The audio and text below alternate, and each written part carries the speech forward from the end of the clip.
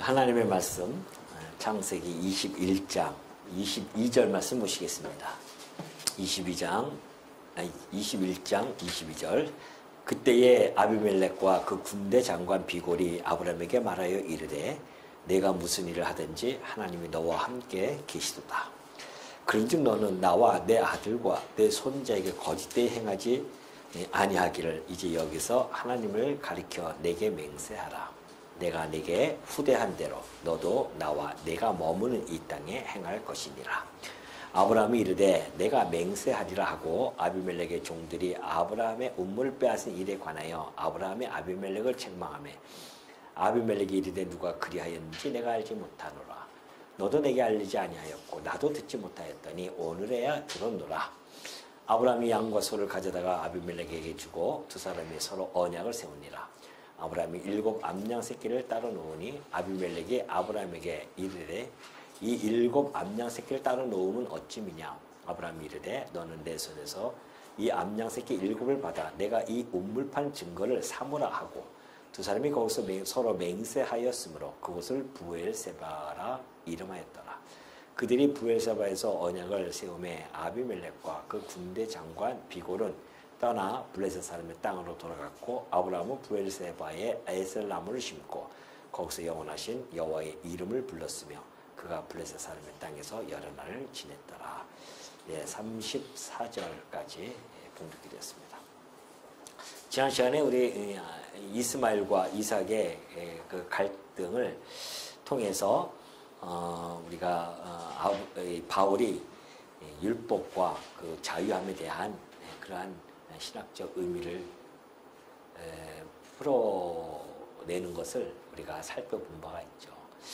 오늘은 이제 그 이후의 이야기입니다. 그때에 그러니까 좀 하갈과 이스마엘을 쫓아내고 그 이후의 일이죠.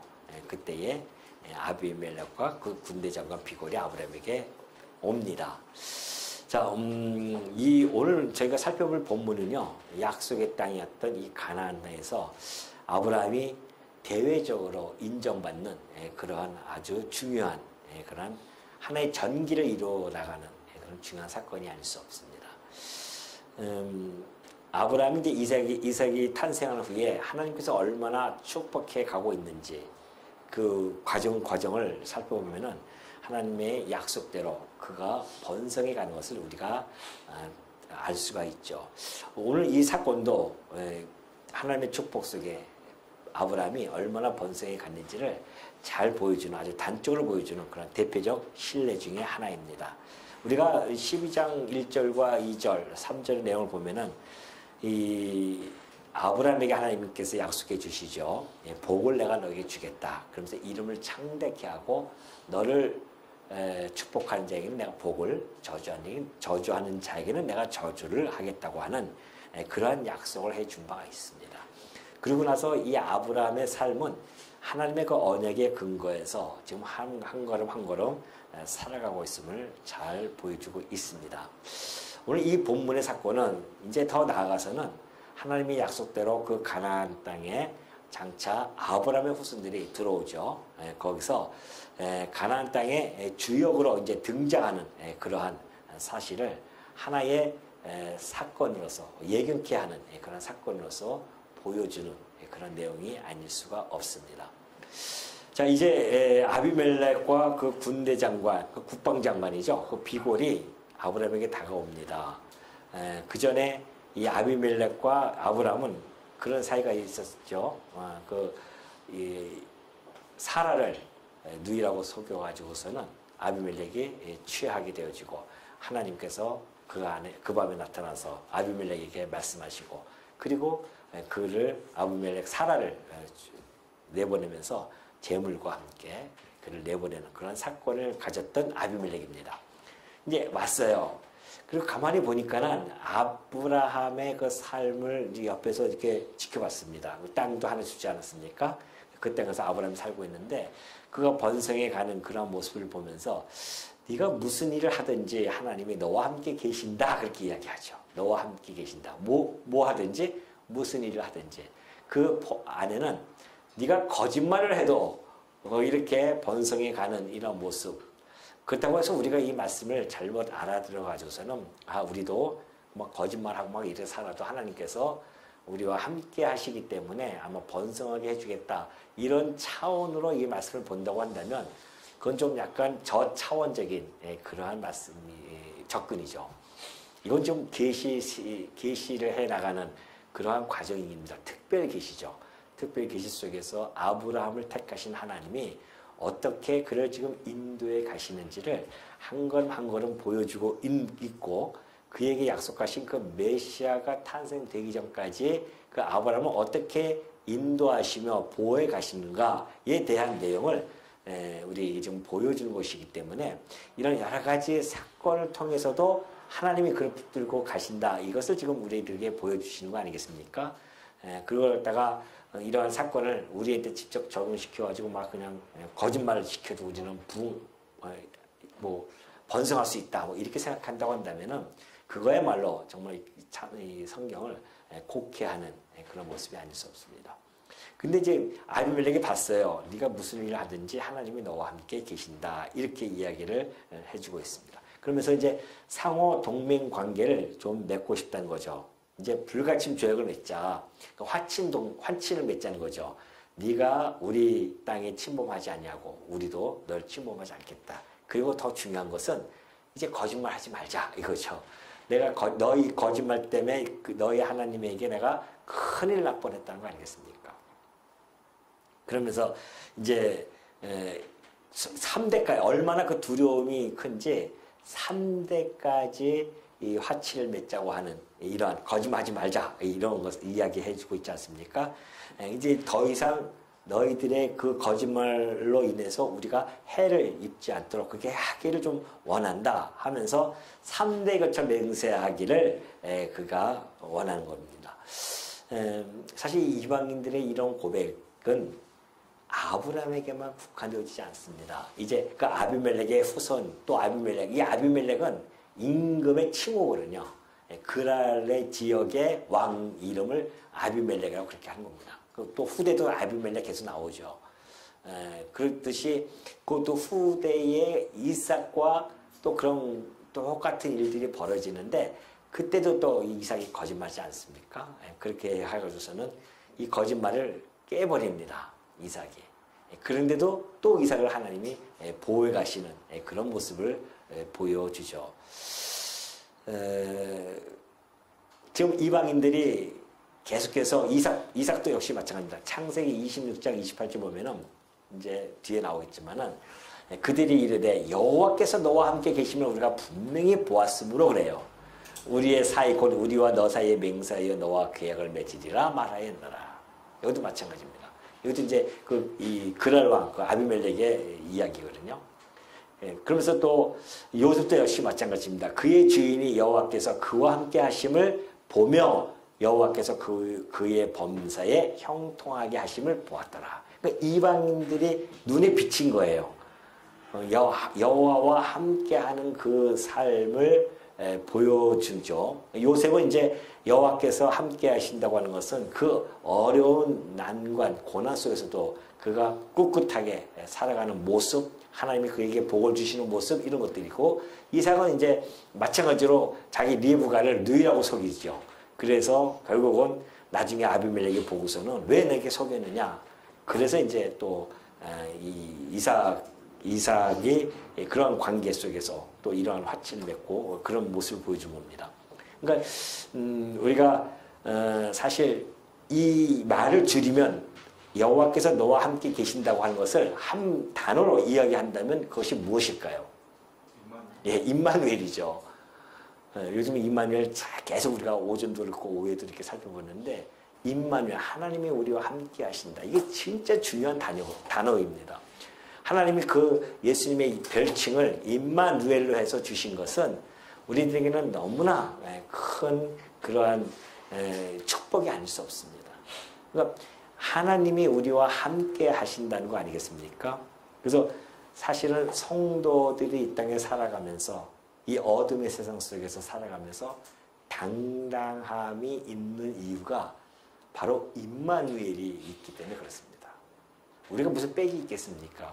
우리가 무슨 힘이 있겠어요? 세상으로 보나 뭐 그렇게 우리가 뭐 뛰어난 정말 뭐 학벌이 있어가지고서는 뭐 천재 소리 듣는 자들도 아니고 우리가 뭐 재벌 소리 듣는 사람들도 아니고 그냥 평범하게 이렇게 살아가는 그러한 존재임에도 불구하고 우리가 이 세상에서 기가 꺾이지 않고 당당하게 살아갈 수 있는 것은 우리가 임마누엘에 함께하고 있기 때문에 그래요. 하나님이 우리와 함께하는 자다.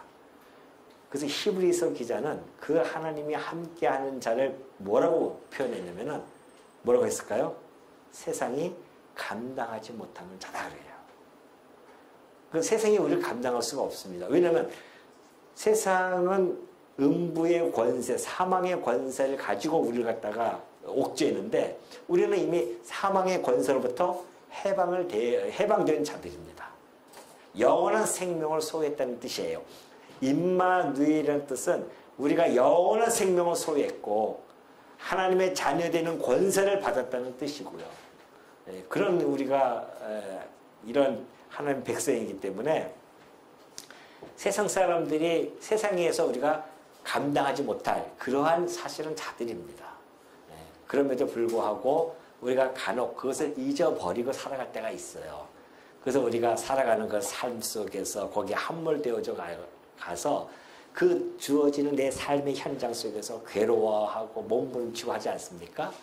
물론 우리가 인간이기 때문에 그 안에서 그렇게 헤매일 수도 있습니다.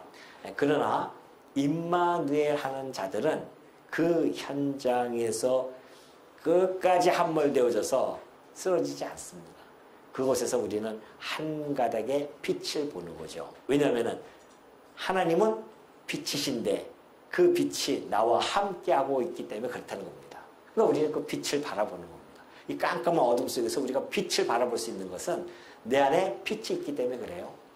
그 하나님은 빛이신데 그 하나님이 나와 함께하고 계시기 때문에 그 빛 가운데서 우리가 이 깜깜한 데를 걸어가고 있는 겁니다. 그렇기 때문에 우리가 어떤 어둠에 있다 할지라도 염려 근심하지 아니할 것은 우리에게는 빛이 있기 때문에 그렇다는 겁니다. 빛은 어둠은 빛을 이기지 못한다고 하는 거 아니겠어요? 그렇기 때문에 우리가 정말 임마누엘 한다고 하는 것, 그래서 신자와 불신자의 두드러진 특징 하나 들으려고 하면은 뭐 여러 가지 있겠지만은 그 중에 가장 큰 특징은 뭐냐? 임마누엘입니다. 하나님이 나와 함께 하고 있느냐, 못하고 있느냐. 우리는 이미 그 약속을 받고 그 약속이 이루어지고 있어요. 예수님께서 마태복음 28장 20절에 올라가시면서 하신 말씀이에요. 내가 세상 끝날까지 너희와 항상 함께 있을게. 한번 내뱉으신 말씀은 절대 흐트러지는 법이 없습니다. 왜? 시건치 아니하시는 분이기 때문에 그래요. 하나님의 아들이신 우리 주님께서도 마찬가지입니다. 우리와 항상 함께 있겠다는 약속을 주어졌기 때문에 신실하신 우리 주님께서는 그 약속을 지금까지도 지켜나가고 계십니다. 그러니까 우리가 지금 함께하고 계신다고 하는 것이 우리가 지금 이 자리에 모여서 예배를 드린다. 이것이 함께 말씀을 듣는다. 이것이 바로 아까 오전에 얘기했듯이 함께하고 있는 그 역사적 현장이라는 것을 우리가 충분히 알 수가 있죠. 25절 보면 그래요. 아비멜렉 24절 아브라함이 이르되 내가 맹세하리라 하고 아비멜렉의 종들이 아브라함의 음모를 빼앗은 일에 관하여 아브라함이 아비멜렉을 책망하죠. 아비멜렉이 이르되 누가 그리하는지 나도 알지 못한다. 이제 그 얘기가 이제 이렇게 좀 터놓고 하니까 아브라함이 이제 솔직하게 얘기합니다. 너의 그 부하들이 우리의 우물, 내가 우리 아브라함의 우물을 팠는데 그것을 빼앗지 아니하였느냐 그렇게 책망을 하죠. 따지는 겁니다 지금. 그러니까 아비멜렉이 누가 그래 하였는지 나도 모르겠다. 너도 얘기 안 하고 나도 모르지 않느냐. 그래서 내가 오늘에야 내가 들었다. 그러면서 그럼 약속을 하자. 그래서 아브라함이 이제 양과 소를 가져오죠. 그래서 아비멜렉에게 줍니다. 두 사람이 서로 언약을 세우죠. 그래서 따로 7 암양 새끼를 따로 놓습니다. 그래서 아비멜렉이 묻는 거 아닙니까? 왜 이렇게 7 암양 새끼를 따로 놓느냐? 그러니까 이제는 너는 내 손에서 이 암양 새끼 7을 받아서 내가 이 우물 판 증거를 삼아라. 내가 이 우물을 팠는데 그때 당시 우물은요 매우 매우 중요합니다. 그 땅이 척박한 곳이었기 때문에 우물은 생명과도 직결되어져 있어요. 그러니까 어떻게든지 그걸 가지고서 싸우고 서로 이렇게 침범하기도 하고 뺏기도 하고 이렇기 때문에 더 이상 이거 뺏지 마라.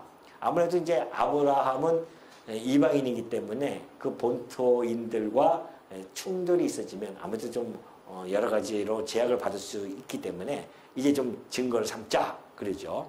그래서 이제 맹세를 하는 겁니다. 그것이 부엘세바라는 그 이름입니다. 사실은 이제 육신적으로 아브라함이 더 약하죠. 그러나 아비멜렉이 와서 먼저 언약을 세우는 겁니다. 그래서 왜냐하면은 그 아비멜렉 안에 있는 하나님의 능력을 그가 보았기 때문이죠. 그래서 사실 그 능력을 어떻게 알았냐면은 하나님께서 아브라함이 기도할 때에 그 모든 태를, 그러니까 아브라함이 먼저 만나기 전에 모든 태를 다 드셨고 아브라함이 기도함으로 말미암아 모든 태를 다 여셨어요. 그걸 느낀 겁니다. 아비멜렉이. 야, 네가 믿는 하나님이야말로 참 신이구나. 이걸 깨달았죠. 그 두려울 수밖에 없는 거죠. 그래서 지금 아브라함에게 비록 그가 아직은 아비멜렉이 아브라함보다 더 강하지 않겠습니까? 그럼에도 불구하고 그가 이렇게 화친을 청하는 것은 그 아브라함이 간직하신 그 하나님, 아브라함이 너머에 있는 그 하나님의 능력을 보고서는 그 능력의 영광 때문에 그가 이렇게 한 수 이렇게 꿇고 들어올 수밖에 없었다는 것입니다. 그래서 이제 맹세를 하는데 이 맹세라고 하는 것은 사실은 그 일곱이라고 하는 그 세바라는 그 단어죠. 일곱이 세바인데 그 일곱에서 유래가 되어져서 그래서 이 맹세라는 단어를 사용합니다. 근데 이 맹세라고 일곱 숫자라고 하는 것은 상징성을 가지고 있어요. 예를 들어서 완전하다, 충만하다. 일곱이라고 하는 것이 히브리 숫자가 있지 않습니까? 그 완전성을 가지고 있기 때문에 그래서 불변함을 가지고 간직하는 겁니다. 그러니까 내가 맹세를 한다, 변하지 않아야 된다. 그렇게 해서 이제 맹세를 갖는 것이죠. 그래서 이 맹세의 엄중함을 드러내는 겁니다. 근데 사실 인간이 맺은 언약은요, 언제든지 깨질 수밖에 없죠. 사실 이 언약은 아브라함이 이제 이삭이 먼저 아까 얘기했듯이 깹니다. 거짓으로 리브가를 자기 누이라고 그렇게 속여서 그렇게 하죠. 또 뿐만이 아닙니다. 창세기 26장 12절 보면은 이삭이 그 땅에서 농사하여 그 해에 100배나 얻었고 여호와께서 복을 주심으로 그 사람이 창대하고 왕성하여 마침내 거부가 되어 양과 소와 떼를 이루고 종이 힘이 많습니다. 이삭도 아브라함처럼 아주 거부가 됩니다. 그러니까 블레셋 사람들이 시기할 수밖에 없죠. 그래서 그 아버지 아브라함 때에 그 아버지의 종들이 판 모든 음물을 막고 흙으로 메웁니다. 그러니까 그 아버지와 아비멜렉이 지금 그 맹세의 음물을 그렇게 하면서 이름까지 부엘세바 해봤자 인간의 약속은요 그냥 깨지는 거예요. 어쩔 수 없습니다. 인간은 어쩔 수 없어. 그 죄악 덩어리이기 때문에 그 약속을 지켜나갈 수가 없습니다. 그러나 우리 여호와의 언약은 근본적으로 성질을 달리하죠. 우리 하나님께서는 여호와라는 그 이름 때문에 반드시 그 약속을 지켜 나간다는 것. 그러니까 우리가 이런 모습을 보면은 우리 인간이라고 하는 것이 연약함이 너무도 확연히 드러나죠. 이들이 곧 이렇게 그냥 맹세까지 하면서 약속했지만은 26장 가면요 다 깨버립니다. 깨져버리죠. 그러면서 이제 에셀 나무를 거기다가 심죠. 아브라함이 33절을 보니까 부엘세바에 에셀 나무를 심고 거기서 영원하신 여호와의 이름을 부르게 되어집니다. 에셀 나무는 작은 숲이라는 뜻이에요. 그 상노수입니다. 그래가지고서는 이 건조한 땅에 잘 자라기 때문에 우물 곁에다 세우면은 하나의 오아시스가 형성이 되어지기 때문에 이제 아브라함이 거기다가 에셀 나무를 심는 거죠. 그리고 나서는 이제 영원하신 여호와의 이름을 부르게 되어집니다. 영원하신 여호와의 이름. 자, 이거 보십시오. 사건입니다. 아브라함이 하나의 사건이죠. 여기서 이제 아브라함이 지금 아비멜렉과 이루어지는 사건 속에서 하나님께서 아비멜렉에서부터 구원해 주시고 보호해 주시고 이런 것들을 갖다가 경험했단 말입니다. 그리고 나서 지금 아비멜렉이 먼저 와서 화친을 청하면서 맹세를 하죠. 이걸 보고서는 아브라함은 그 사건을 보면서 영원하신 여호와를 부릅니다. 여호와. 언약대로 이루시는 분이시여. 그러면서 그 호칭을 영원하신 여호와의 이름 부릅니다. 아브라함이 여호와의 속성을 잘 알고 있죠. 영원하신 하나님, 영원하신 여호와다. 또 우리가 구약시대 때 보면은 셋도 마찬가지예요. 우리가 셋이 이 땅에 태어났을 때에 비로소 이들이 여호와의 이름을 부릅니다. 그러죠? 셋도 그렇고 아브라함도 그렇고 그리고 이들이 아브라함이 언약을 받았을 때도 여호와의 이름을 부릅니다. 이것이 하나님께 대한 경외고 하나님을 예배드리는 경배드리는 그러한 하나의 방식입니다. 이 사건을 바라보면서 구약 백성들은 여호와의 이름, 여호와께서 인도해 가신 그것을 바라보고 여호와의 이름을 부르는데 오늘 우리 신약 성도들은 바로 예수 그리스도를 통하여서 그 여호와 이름을 알게 되어집니다. 이들은 이제 여호와께서 나타나셔서 언약대로 이루시면서 계시로 보여주시죠. 그러면서 여호와의 이름을 알았지만은 이제 우리는 말 그대로 언약대로 그 뜻을 이루어 나가시는 하나님을 바라보면서 여호와의 이름을 부르게 되어집니다. 그럼 우리는 여호와의 이름을 어떻게 알았을까요? 지금부터 하나씩 살펴볼게요. 요한복음 22장 28절을 보니까 아버지여 아버지의 이름을 영광스럽게 하옵소서 하시니 그래요. 예수님께서요. 아버지여 아버지의 이름 여호와의 이름을 영광스럽게 하옵소서. 자, 이 이름을 영광스럽게 하옵소서 그렇게 기도합니다. 그러니까 하늘에서 소리가 나서 이르되 내가 이미 영광스럽게 하였고 그래요. 하나님께서 뭐라고 하십니까? 내가 이 이름을 영광스럽게 하였다 그래요. 이미. 그게 무슨 뜻입니까? 내가 구약에 약속한 대로 예수 그리스도 곧 내 메시아를 이 땅에 보내셨어요. 그죠? 이때 오셨단 말입니다. 그러니까 이미 그 여호와는 언약대로 이루셨기 때문에 영광스럽습니다. 근데 또 다시 영광스럽게 하리라 그렇게 하셔요. 또 다시. 그 이야기는 이제 죽으셨다가 부활하시고 승천하십니다. 그리고 다시 이 땅에 오시죠. 재림하십니다. 그래서 언약대로 이렇게 오셨다가 언약대로 가셨고 다시 언약대로 재림하십니다. 그래서 내가 이미 영광스럽게 내 이름을 영광스럽게 했고 또 영광스럽게 이렇게 할 것이다. 이대로 이루어 줄 것이다. 그런 이야기입니다. 그러니까 우리는 예수 그리스도를 바라보면서 여호와의 이름의 그 영광을 아는 겁니다. 7장 6절 보면 그래요. 세상 중에서 내게 주신 사람들에게 내가 아버지의 이름을 나타내었나이다 그래요.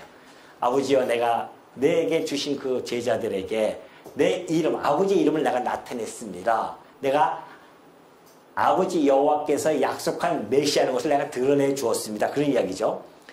그래서 그들은 아버지의 것이었는데 내게 주셨으며 그들은 아버지의 말씀을 지켰나이다. 내가 아버지의 이름을 그들에게 알게 하였고 그래요. 주님께서 아버지의 이름 여호와를 그들에게 알려줬습니다. 어떻게 해요? 내가 약속되어졌던 그리스도야. 이것을 다 보여줬잖아요. 기적, 표적 뭐 다 보여줬습니다.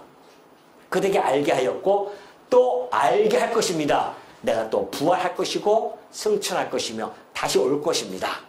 그래서 이는 나를 사랑하시는 사랑이 그들 안에 있고 나도 그들 안에 있게 하려 하십니다.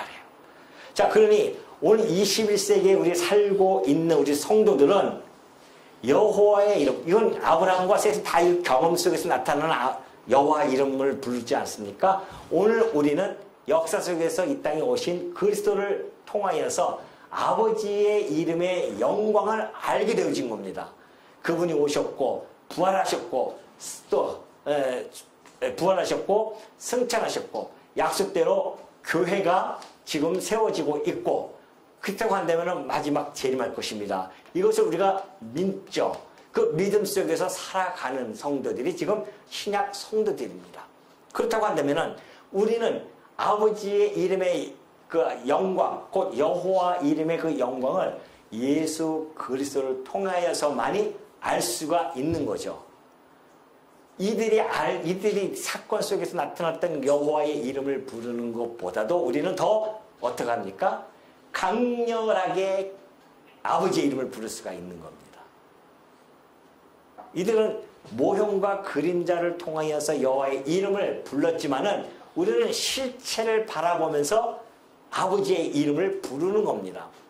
그래서 아버지의 그 이름의 영광을 우리는 발견한 겁니다. 그 우리는 지금 아버지의 영광을 나타내는 거죠. 우리 성경신학이 다른 건 몰라도요, 가장 탁월하게 잡아준 것이 바로 이 여호와의 이름입니다. 사실 다른 데서는 이 여호와 이름 잘 안 가르쳐 줍니다. 그럼 잘못하면은 여호와 증인인 줄 알고 이런 거 얘기 잘 안 해요. 괜히 우리도 나가서 막 여호와 얘기해 보십시오. 여호와 증인 아니야? 이렇게 된단 말입니다. 그러나 사실은 매우 중요해요. 우리 주님께서 이 땅에 오신 것도 뭐예요? 아버지의 이름의 영광을 위하여 이 땅에 오셨다는 거 아닙니까? 근데 이것을 약화시켜 버렸어요. 그 아버지의 이름을 가지고 여호와께서 구원하신다는 그 이름을 가지고 이 땅에 오신 분이 예수님 아니십니까? 그래서 우리가 이것을 알 수 있다고 하는 것, 아버지의 이름을 알 수 있다고 하는 것, 그래서 우리가 영원토록 부를 그 영광, 그 이름의 영광을 우리가 찬양할 수 있다는 것. 그래서 우리가 그 찬양하는 것이 뭐예요? 그것이 할렐루야 아닙니까? 여호와의 영광을 찬양하라. 이것이 할렐루야예요. 우리가 영원토록 부를 노래입니다. 오늘 우리들에게 그 놀라운 그 이름의 영광을 부를 수 있는 찬양을 우리에게 주신 겁니다. 영원토록 부를 그 찬양, 할렐루야입니다. 이것은 여러분, 우리 성도들, 이 지상에 있는 모든 성도들이 하나님 앞에 가서 그의 이름의 영광을 부를 겁니다. 뭐라고요? 할렐루야, 할렐루야 하면서. 그 생각만 해도 잠이 안 오죠? 빨리 가고 싶지 않습니까? 아니에요?